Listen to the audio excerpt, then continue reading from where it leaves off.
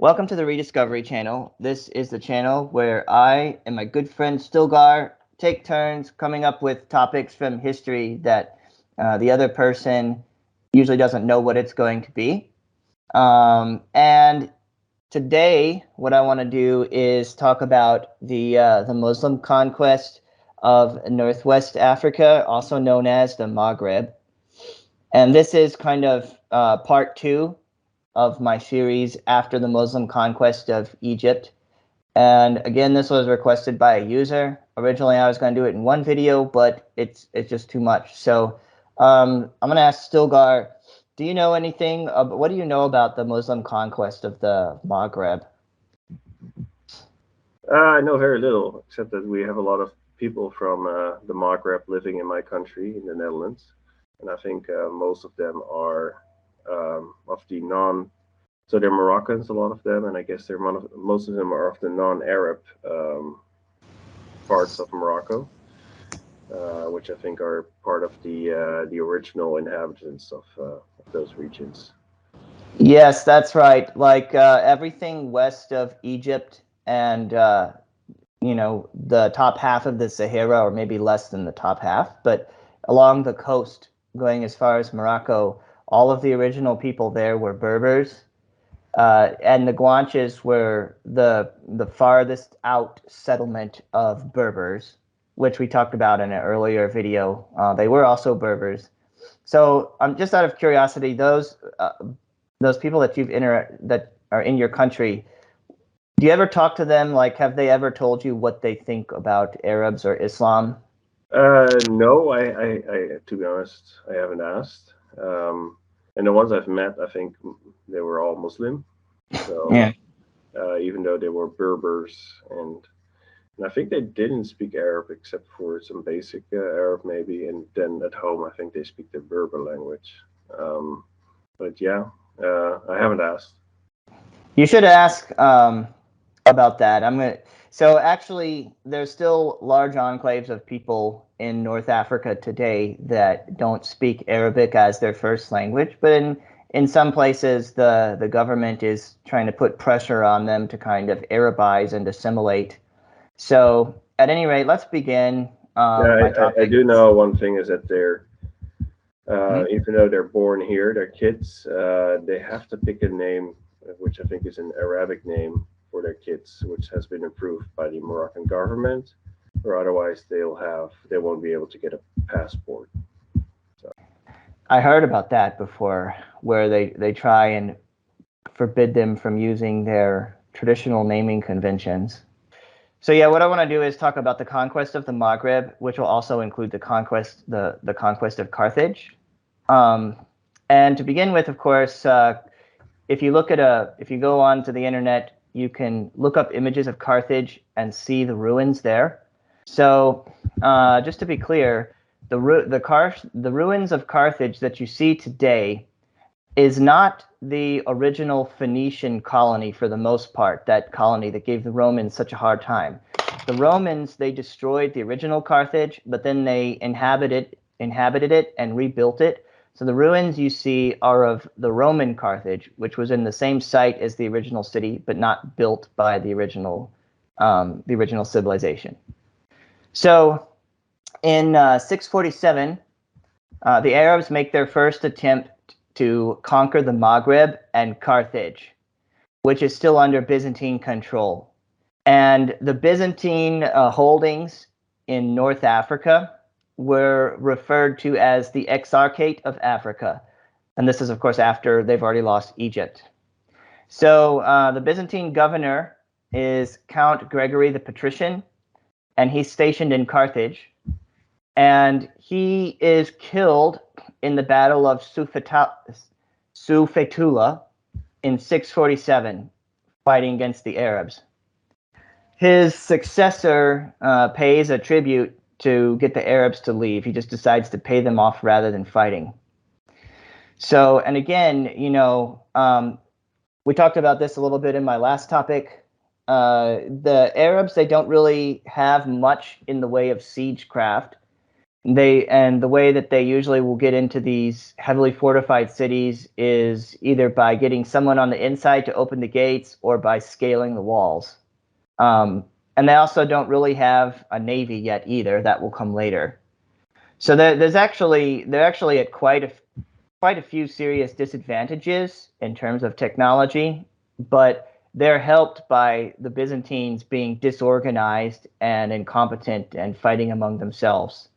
Byzantines, they really kind of didn't take matters as seriously as they should have. But again, it was still too early for them to understand the foe that they were dealing with. So, but actually what happens is after they leave Carthage, they accept the bribe and they go, they end up fighting among themselves, the Muslims do, and the internal feuds that they're having will keep them from trying again until 665 AD. So the Byzantines will get a bit of a rest period, which they won't use wisely, unfortunately. In 665, the Arabs renew their campaign, and they established the city of, I'm going to try to pronounce this, it's probably going to be messed up, Karaun. I'll put it in the slideshow, the spelling of this. So they found Karaun in 670 to use as a base of operations. And the Uqba ibn Nafi is in charge of the Muslim conquest, the efforts to subjugate this region. So what happens is Muslims encounter resistance from King Aksel, also known as Kusela. And Aksel is a Berber king that's allied with the Byzantines, and he has a lot of followers. So Aksel resists the Arabs from 683 to 688. And there's a little bit of mystery around Aksel and what his actual religious beliefs were. Supposedly, he was originally a Christian who at some point converted to Islam voluntarily because he thought that it would be more profitable. Probably he wanted to trade with the Muslims or enter their domains or something like that, you know. And so he converted, but his conversion was not really sincere. So when the Arabs start attacking his territory, he changes to the native Berber religion, which I think was called Numidia, something like that. I'll verify that for sure. But what he does is he uses the native religion to rally his people against the Muslims, to give them kind of a holy cause to fight against the Arabs, which, you know, is probably what's needed, because the Arabs themselves were motivated by their religion and they were willing to die for it. And the way that the Arabs saw this situation is that it's a win-win. Either I defeat you and I profit, or I get killed in glorious battle and go to Allah and have multiple wives, basically. So the Arabs, they capture Aksel in battle, and they actually let him go because he's able to convince them that he's a Muslim. But they put some conditions on him, and one is that he has his army stand down and makes them all convert to Islam. And he agrees to that, so they allow him to go free. Or, you know, it's also possible that he escaped. It's not quite clear. You know, the different accounts of this, there's usually more than one. There's some contradictions in the records here. The records are a little bit foggy in some places. But basically, he tricks them and he gets away. And then he goes back to his people and gets his army, and he defeats the Arabs. And he kills Uqba ibn Nafi in 683. So Aksel uses this momentum to actually expand his territory and swell his followers. But then he gets killed in battle against the Muslims under a guy named Hassan ibn al-Numan. And that happens in either 686 or 688. And again, a lot of this isn't clear, but a lot of this information for these battles comes from the Arabs rather than the Berbers. So in this case, history really was written by the victors for the most part. And the Arabs, they don't all agree on how it actually happened, unfortunately. So after Aksel dies, he was succeeded by a female, and this person was either his wife or a female relative. But it ends in 690 when somebody else takes over, and I'll come to that in a minute. So the next thing is Carthage. The Muslims are still interested in taking Carthage, which is a heavily fortified city, and it's also a city where the Byzantines are able to resupply and reinforce by sea. And so what happens is the Muslims take it in 695, and I believe that they actually used ladders to get over the wall, and they leave the city intact this time, but they put them under Muslim rule. So now I want to get to the next person. Her name is Dihia, and she is a queen of the Zenata tribe. And if you ever talk to any Berber nationalists and spend any amount of time with them, they'll talk about, inevitably, you're going to hear about Dihia. You also will hear about Aksel. Like Aksel and Dihia, they're considered to be folk heroes among the Berber nationalists. And there's actually a statue of Aksel in, I think, Algeria. And recently the statue was vandalized, but then like the local people, they took it and they repaired it. So there's still some cultural issues going on there between the native Berbers and the people that are pushing for Arabization. So at any rate, Dihia is the queen of the Zenata tribe, and she's the one that takes over in 690. And her name means the beautiful gazelle. But the Arabs, they refer to her as Al-Kahina, which means witch or seer. And the reason that the Arabs called her that is because they thought that she had supernatural powers which allowed her to see the future. Yeah.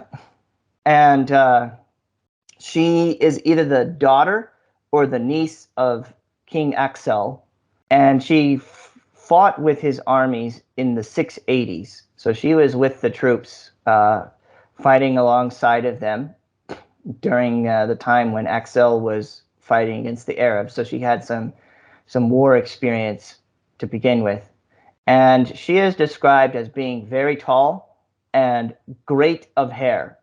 That's what the Arabs said about her, or having great hair, depending on how you translate it. And great hair, we don't mean like necessarily like what you'd see in a Pantene commercial or something like that, but it means she had lots of hair and very long. And I've seen, I've usually when it comes to the illustrations and depictions of Dihia, the Berbers, they usually depict her as having red hair. And when I was looking at this, trying to find out, some of the sources would say that she had black hair, others would say that she had red.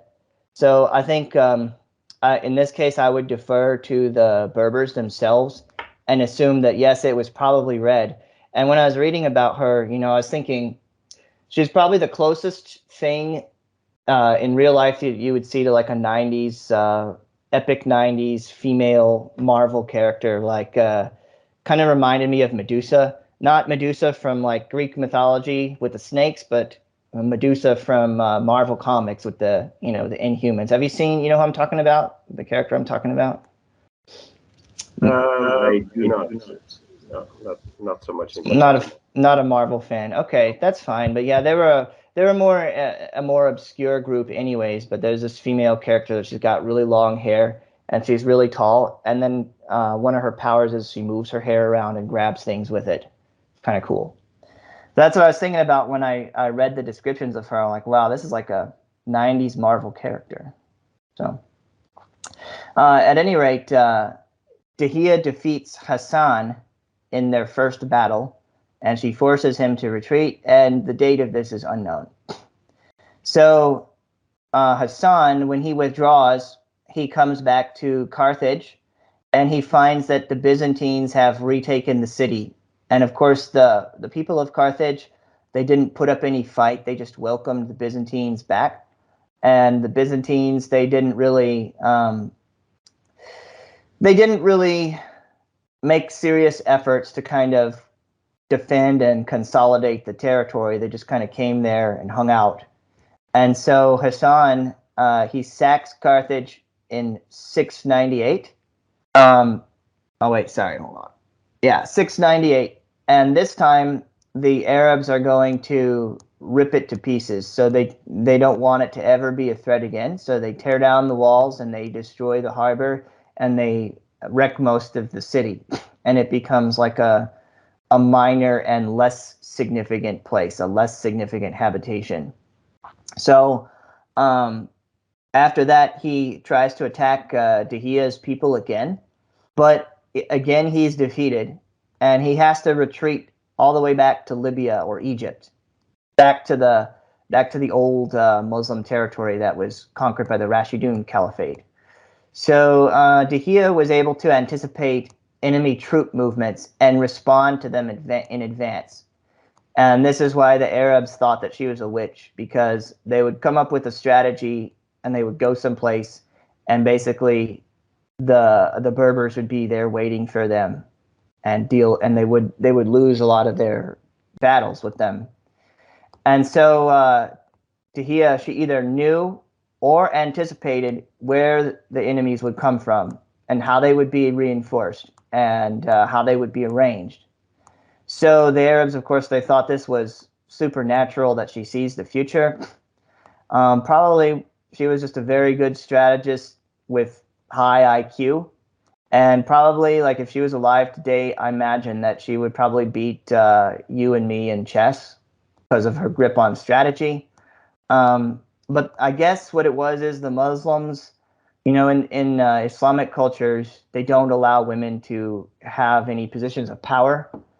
And so they probably couldn't comprehend that a woman would be so smart or smarter than they were. Of course, it had to be, something supernatural going on. Dahiya thinks that the Arabs are interested mainly in the land and resources rather than the people. So again, it's really too early for any of these people to understand fully what it is that they're dealing with. And so she begins a scorched earth policy, destroying forts, orchards, cities, and even private personal gardens. Now, of course, this is according to the Arabs. That's what they say, is that she did it. And there's another possibility that it was actually the Arabs that were destroying all their resources, because that was a tactic that they used sometimes as well. Either way, as a result of this, Dahiya loses a lot of her support from her own people. Now, I don't know which is true, whether it was her engaging in the scorched earth policy or the Arabs. Probably it was a bit of both. The thing about the Berbers is they were kind of a mixed society. So some of the Berbers were very settled and lived in cities, engaged in agriculture, and they would be heavily dependent on the resources. But then there were other Berbers that were mobile and nomadic, kind of like the Arabs were originally.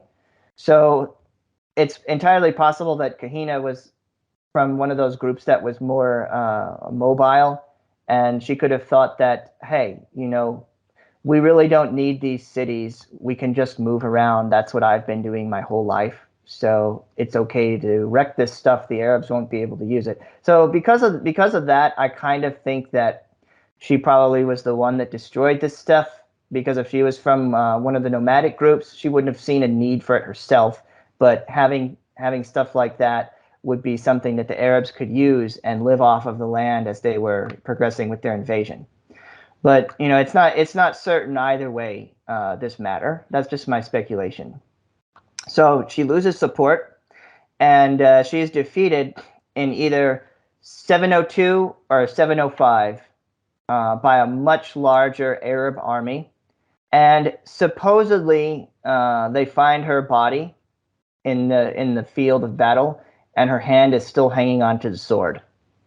So, with all this defeat, the Berbers are defeated, and after the Byzantines are defeated, the only holdout that remains in Africa is Ceuta, and it's the last bit of Byzantine influence and presence in North Africa. And what I'll do is that's going to be my next topic, so I won't say any more on that. But that's basically, I couldn't find nearly as many details on this as I could on the Muslim conquest of Egypt, and there's a lot more contradictions and conflicting accounts and gray areas in this.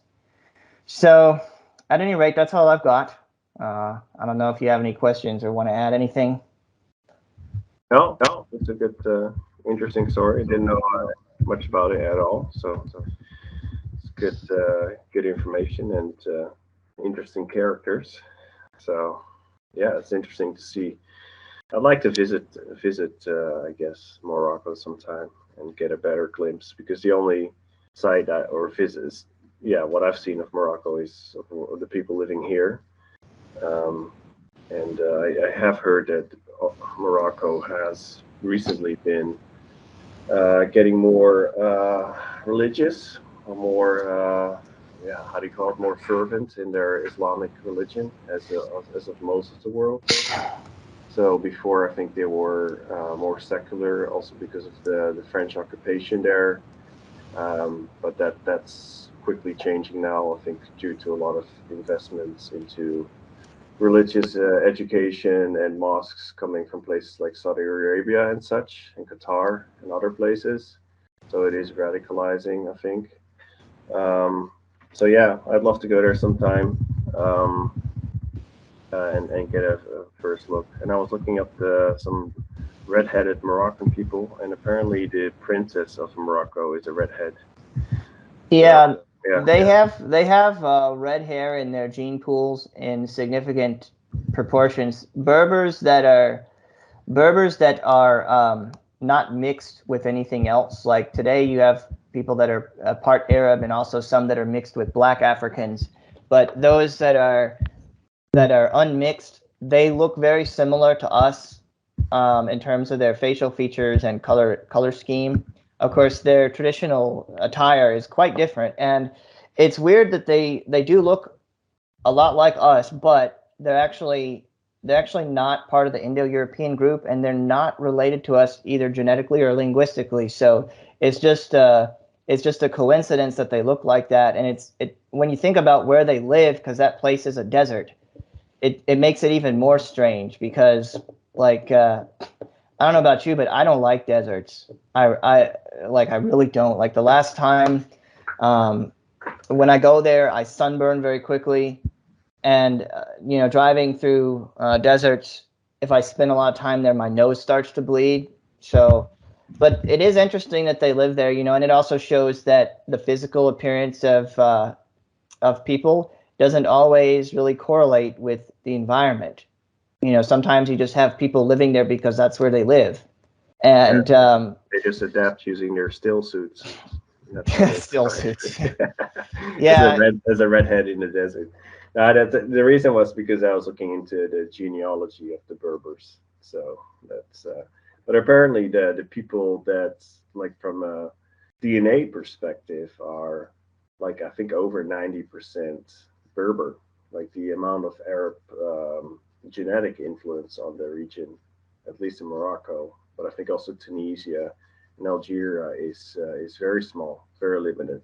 Yeah, it's negligible. Of course, there's also now some admixture from sub-Saharan Africa because of when the Muslims took over, they brought all kinds of sub-Saharans there against their will as slaves. And of course, the men they would usually castrate, but the women, they would be enslaved, and the guys would take liberties with them, And so this DNA would get into the gene pool in that way. But for the most part, the DNA is mostly indigenous North African. But it's more so with people that are still following the original Berber culture and speaking their language. And you talked about the Islamization. One thing is people that are really religious Muslims, they tend to have a lot more kids. But another thing that's going on is the Berber nationalists, and you can, if you go to any anything on YouTube where they have a comment section on these kind of videos, you can see them going back and forth. Like a lot of the Berber nationalists really hate Arabs, and they're trying to move away from the Arab culture. And so there's actually kind of a de-Arabization process going on. And one linked with that is a de-Islamization process. So a lot of these people are moving away from Islam because they see it as the foreign culture that's been oppressing them. Not all. There's some that are like, well, Allah just used Muhammad as his messenger, but apart from Muhammad, the Arabs are an inferior culture that we don't want anything to do with. So, probably just talking about this, we might attract some of these people. We'll have to see in the comment section. Well, but the Turks are actually, I've heard Turkish people say the same things. They also, quite a few Turkish people see themselves as the higher people than the Arabs, and they look down on the Arabs specifically. I think that goes both ways, though. I think Arabs also look down on Turks, and I don't know about that. So I definitely know it about Turks towards the Arabs, and yeah, it's interesting to see, especially nowadays with all the Syrian refugees. They were first welcomed into the country, and now they're turning more and more into pariahs. So because there is some deeper, older resentment there that was always there, and I think that's been bubbling back up again. But yeah, it's interesting. I also see that apparently there's some genetic link to the Sami as well. Oh, between the Turks and the Sami? No, the Moroccans and the Berbers and the Sami. Oh, so see if you can find out. I've never heard that before. You should see if you can find out about that and maybe do that as a topic. That might be a good topic as well. Yeah. Yeah, because that's a new one on me. I always thought the Sami were more linked with like Mongols and Turks. Yeah, but when you look at them, they look white, blue eyes, and blonde hair. Well, that's because they live next to white people. Like they're a minority surrounded by a bunch of Vikings, basically. So the gene pool is gonna bleed onto them, bleed together. I think this calls for another topic. I think you're right. Yeah. But right. I've been to Morocco. You know that, right? Yeah, I know. I knew you went to North Africa, but I forgot which country. I just stayed in Tangier, and I was actually like dog meat tired most of the time I was there. Because I was there as part of a tour, and these people like to get up early in the morning every day, which I don't really handle that well. But when I was there, the city of Tangier is more like multicultural, and it's a lot more Arabized. But and there's a lot of markets and stuff there, and they accept at least when I went there, they accept multiple currencies. So like they would take the Spanish peseta, and they would take the U.S. dollar, like whatever you got, pretty much. Yeah. And then they would also take the Moroccan money, but then they would also allow you to just trade like item for item. It's very kind of interesting economy. But I went to this one place, and I saw this old couple that came in from the countryside, and they were like an old man and an old woman with gray hair, and they were Berbers. They were farmers that had come to sell like their fruit and vegetables in the city, and they were dressed differently. They were wearing different style of robes, and the woman had like a bonnet kind of hat, if I recall correctly. Like the traditional, at least in Morocco, the traditional Berber thing for women to wear is like this hat with a wide brim. Maybe that's not the case anymore, but it was the case when I went there. The ones that live there mostly wear the hijab, so yeah. But the hijab is the Islamic influence. But these people were from the country. And like one thing that I also noticed about them is they had very light skin. Like they were my color, a little bit lighter even, I think. And I was like, whoa, these people are different. But yeah, those people, and later on I learned, these people are Berbers. They're not You know, they're not Arabs. In the city, it's like a bit more Arabized, but it's kind of years later on, I figured out what it was, who these people were, like what I saw, why they look different. You know, and there's a lot of native Berber people that still kind of live apart in Morocco, like in the Atlas Mountains and places like that. I hope they're able to survive. You know. Do you have any, written cultural pieces, I think, or like, because if it's just music and clothing, I think it's hard to keep that alive. Like for Europeans, there was a lot of written stuff from the Greeks, from the Romans, and even like the Edda, right, about the Norse mythology. So there's stuff written down about who we were before Christianity. Do they have that as well? So the Berbers, they have their own written language. I believe it's called the written text. I believe their alphabet is called Tafanig. I'm probably pronouncing everything wrong. They have their own alphabet, and they do have their own stories and songs. I don't know much about it, unfortunately. I do have a song in one of their languages. It's like a music video. I'll put a link to it in the description below, in case anybody wants to kind of hear their language and see what they look like, how they dress, how their music sounds. It actually, to my untrained monolingual ears, their language actually sounded kind of like Gaelic. But I'm sure somebody that speaks Gaelic will be like, "No, you're an idiot. That doesn't sound anything like Gaelic." But to my English only ears, it kind of reminded me of that. Yeah, I'll put it there. I'll give you the link too, so that would explain the red hair for some of the Moroccans. Well, again, I think that's probably, maybe, but the Celtic culture used to, in the ancient days before the Roman Empire was a big thing, the Celtic people used to stretch all the way from Ireland to Russia. Today, what we would call Russia, they had also all over Spain and I think northern Africa as well. Right? Yes, Iberia was mostly Celts. Great Britain, Ireland, France, most of Central Europe. The Germanic people originally started like in Scandinavia and Denmark, and then they came down and they pushed the Celts, and then stretching all the way into Russia and they had an enclave in Anatolia as well, which is called Galatia, and the Bible talks about it a little bit. Like Paul went to the Galatians, and there's some mention about the language of the Galatians, which was probably still a Celtic language at the time. Of course, you go to Anatolia today, it's all Turks, but they did have an enclave there in the ancient times in central Anatolia. And they were still there when Paul was around. Yeah, they kind of got pushed. So, yeah, I don't know if there's a link between them and the Berbers or not. Berbers are kind of interesting people group that I wish I knew more about, and I should know more about them, and maybe I'll do some more research and find out. Yeah, maybe if we have a viewer or a listener that can tell us a little bit more.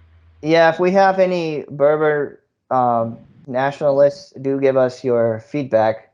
And if I'm saying anything wrong, just correct me, tell me how to say it properly. So, or point me to a resource where I can pronounce it properly, I guess. All right. Well, Yep. Nice topic, Ivor. Appreciate it. Oh, thank you. That's all I got. So let's maybe we should close it out, and we'll see you guys in the next one.